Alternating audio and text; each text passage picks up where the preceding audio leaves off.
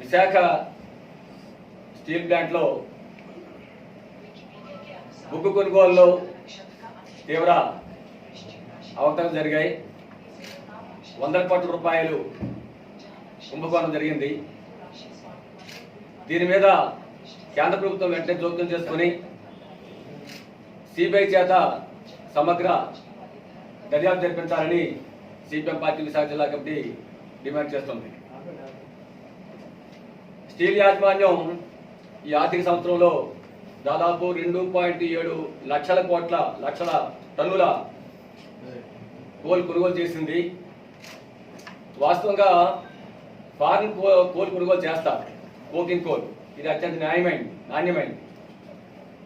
ప్రధానంగా Australia, America, Indonesia, Russia తదితర దేశాల నుంచి ఈ స్పెషల్ కోల్ని కొనుగోలు చేస్తారు.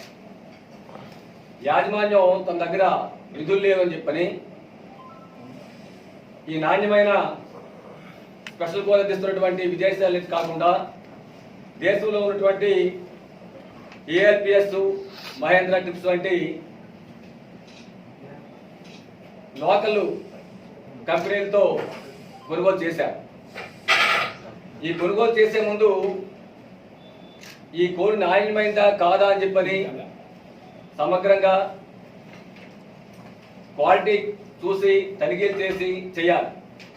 కానీ ఆ విధంగా చేయలేదు.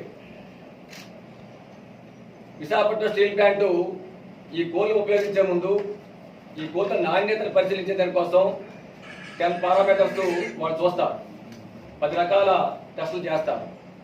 ఈ 10 రకాల టెస్టుల్లో 3 రకాల టెస్టులు వచ్చిన రిపోర్ట్ ఏంటంటే ఈ కోల్ నాణ్యమైనది కాదు, ఇది క్వాలిటీకి తీవ్రంగా నష్టం కలుగజేస్తుంది, కాబట్టి దీన్ని వాడకూడదని చెప్పని కింద స్థాయి అధికారులు చెప్తే పై అధికారులు, కేంద్రంలో ఉన్నటువంటి పెద్దలు వీళ్ళ జోక్యంతో ఈ కోల్ వినియోగించే పని చేశారు. పై అధికారులు కింద స్థాయి అధికారికి ఆదేశాలు జారీ చేసి ఇటు వినియోగించమని చెప్పని చెప్పడంతో ఆ కోల్ వినియోగించారు. దీనివల్ల జరిగే నష్టం ఏంటంటే మిషనరీ, స్టీల్ ప్లాంట్ మిషనరీ కొంత పాడైంది. నాసి రకం స్టీలు మార్కెట్లో రావడానికి అవకాశం ఏర్పడింది. ఇది వైజాగ్ స్టీల్ ప్లాంట్ తాలూకా స్టీల్కి ప్రత్యేకత. ప్రపంచంలోనే మార్కెట్లో వైజాగ్ స్టీల్ అంటే ప్రత్యేకత ఉంది. ఆ ప్రత్యేకత దెబ్బతీసే విధంగా ఈ పరిణామాలు ఉన్నాయి. కాబట్టి ఎందుకు ఈ విధంగా జరిగింది అన్నది సమగ్రమైన విచారణ అనేది చేయాలని మేము డిమాండ్ చేస్తూ ఉన్నాం. వాస్తవంగా ఈ ముడిసరుకు కొనుగోలు కానీ, తయారైన స్టీల్ని అమ్మడం కానీ, ఈ ప్రక్రియ అంతా కూడా డైరెక్ట్ కమర్షియల్ డిపార్ట్మెంట్ ఉంది. ఆ డిపార్ట్మెంట్ ద్వారా జరగాలి. ఇది 40 సంవత్సరాల నుండి జరుగుతున్న ప్రక్రియ. కానీ దానికి భిన్నంగా దీని డైరెక్టర్ ఆపరేషన్స్ కి యాజమాన్యం, ఈ డైరెక్టర్ ఆపరేషన్స్ పోస్ట్ ఖాళీగా ఉంది, బాధ్యత లేవు అక్కడ. దాని బదులు ప్రాజెక్ట్ డైరెక్టర్ని ఇన్ఛార్జ్గా ఈ బాధ్యతలు నిర్మించారు. ఇదంతా కావాలని యాజమాన్యం, ప్రభుత్వంలో ఉన్న పెద్దలు చేసినటువంటి కుట్రగా స్పష్టంగా అర్థమవుతున్నటువంటి విషయం. దీనిలో ఖచ్చితంగా వందల కోట్ల రూపాయల కుంభకోణం దాగి ఉందని చెప్పినది పరిణామాలన్నీ స్పష్టంగా మనకి నిరూపిస్తున్నాయి. కాబట్టి దీని మీద సిబిఐ చేత సమగ్ర విచారణ జరిపించి ఉక్కు సిఎండి, అలాగే కేంద్ర ఉక్కు శాఖ మంత్రి ఇటువంటి పెద్దల పాత్ర లేకుండా ఇటువంటి కుంభకోణం జరిగేందుకు అవకాశం ఉండవని చెప్పినది పరిణామాలు నిరూపిస్తున్నాయి. కాబట్టి కేంద్ర ప్రభుత్వం తక్షణమే ఈ కుంభకోణం మీద సిబిఐ చేత సమగ్ర దర్యాప్తు జరిపించాలని చెప్పని మేము డిమాండ్ చేస్తున్నాం. ఈ మొత్తం ఈ వ్యవహారంలో 800 కోట్ల రూపాయలు ఈ బిజినెస్ లో ఉంది. ఇందులో 200 కోట్ల రూపాయలు నేరుగా ఈ ప్రైవేట్ సంస్థల యాజమాన్యం చెల్లిస్తుంది. మిగతా 600 కోట్ల రూపాయలకు సంబంధించి స్టీల్ని వాళ్ళు వాళ్ళకి ఇస్తున్నారు. ఈ ప్రైవేట్ సంస్థలు చేస్తుంది ఏంటంటే మన మార్కెట్, విశాఖపట్నం స్టీల్ ప్లాంట్ మార్కెట్ని కబ్జా చేయడం కోసం ఈరోజు దాని ధరను కొంత తగ్గించి మొత్తం మార్కెట్ని నాశనం చేయడం కోసం ప్రయత్నం చేస్తున్నారు. దీనివల్ల ఇప్పటికే ఈ మార్కెట్ మీద ఆధారపడినటువంటి వేలాది మంది వ్యాపారస్తులు కానీ దాని మీద ఆధారపడిన కార్మికులు కానీ భవిష్యత్తులో తీవ్రంగా నష్టపోయే ప్రమాదం ఏర్పడుతుంది. స్టీల్కి ఉన్నటువంటి నాణ్యత ఉన్నటువంటి ప్రమాణాలు కూడా మార్కెట్లో చులకనయ్యే ప్రమాదం ఏర్పడుతుంది. కాబట్టి ఇది సమగ్ర దర్యాప్తు అవసరం చెప్పని మేము భావిస్తూ ఉన్నాం. దీంతో పాటు ప్రభుత్వం గత 2 సంవత్సరాల నుంచి బ్లాస్ట్ ఫర్నేస్ 3 మూసేసింది. ఒక ఫర్నేస్ సంవత్సరంలో దాదాపు 25,000 టన్నులు ఉత్పత్తి చేస్తుంది. 2 సంవత్సరాలు 57 టన్నుల ఉత్పత్తి ఆగిపోయింది. ఒక సంవత్సరం ఒక ఫర్నేస్ ఉత్పత్తి వల్ల కేంద్ర ప్రభుత్వానికి రాష్ట్ర ప్రభుత్వానికి దాదాపు 3,000 కోట్ల రూపాయలు వివిధ పన్నుల రూపంలో ఆదాయం వస్తుంది. ఈ 2 సంవత్సరాల్లో ఈ 2 ప్రభుత్వాలు దాదాపు 6,000 కోట్ల రూపాయలు. అంతేకాకుండా కేంద్రంలో మోడీ ప్రభుత్వం చేస్తున్నటువంటి దుర్మార్గం విషయం ఏంటంటే ఇప్పుడు ఈ బ్లాస్ట్ ఫర్నేస్ ని మూసేసిన బ్లాస్ట్ ఫర్నేస్ ని జిందాల్ సంస్థ కట్టబెట్టాలని చెప్పి ప్రయత్నం చేస్తా ఉంది.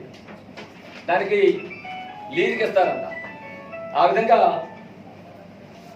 వైజాగ్ స్టీల్ ప్లాంట్ తాలూకా ఉత్పత్తిని దెబ్బతీసి ఆర్థికంగా నష్టాలు పాలు చేసి ప్రైవేట్ సంస్థలు కట్టబెట్టి ప్లాంట్ని ప్రైవేటీకరణ చేయడం కోసం అమ్మేదాని కోసం మోడీ ప్రభుత్వం కుట్ర పడుతూ ఉంది. ఆ కుట్రలో భాగంగానే ఇదంతా చేస్తున్నట్టు స్పష్టంగా పరిణామాలు నిరూపిస్తున్నాయి. ఈ నేపథ్యంలో ఇక్కడ బీజేపీ ఎంపీ రాజ్యసభ సభ్యుడు జీవీఎల్ గారు స్టీల్ ప్లాంట్ అమ్మే ప్రక్రియ నిలిచిపోయింది, స్టీల్ ప్లాంట్ ని డెవలప్ చేయడం కోసం దీన్ని ముందుకు తీసుకెళ్లడం కోసం ప్రభుత్వం చాలా ప్రయత్నాలు చేస్తుందని చెప్పని ఆయన తరచూ ప్రకటన చేస్తున్నారు.